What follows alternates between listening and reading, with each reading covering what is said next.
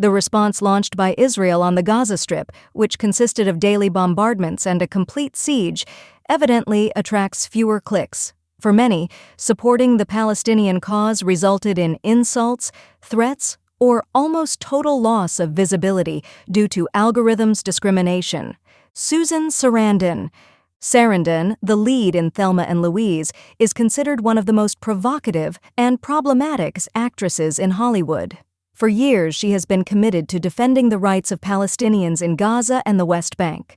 A figure on the far left wing of the American Democratic Party, a fervent climate and anti-Iraq war activist, Sarandon has been sharing the testimonies of distressed Gazans and Amnesty International's statements of condemnation since October 7th.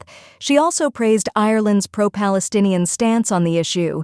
The 77-year-old actress has called on her American followers to urge their representatives and the White House to demand a ceasefire in Gaza. Mark Ruffalo. The Avengers star is very active on social media and did not wait for recent events to show his unwavering support for the Palestinian people. In March 2023, Mark Ruffalo strongly condemned the calls by Israeli Finance Minister Bezalel Smotrich to eliminate Huwara, a Palestinian town in the northern part of the occupied West Bank. It's time to sanction Netanyahu's far-right government and deny those visas because of their calls for genocide, he tweeted at the time. Welcoming the calls for a Gaza ceasefire by some American representatives, the 55-year-old actor-producer also shares articles and testimonies highlighting the suffering of children in the region. Jessica Chastain.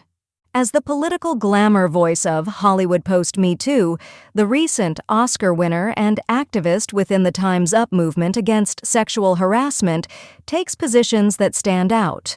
While her bankable colleagues like Nicole Kidman, Charlize Theron, or Anne Hathaway have yet to comment on the subject, the actress who portrayed Tammy Faye has been sharing messages of support between SAG protests, calling for better pay for writers in film and television. John Cusack.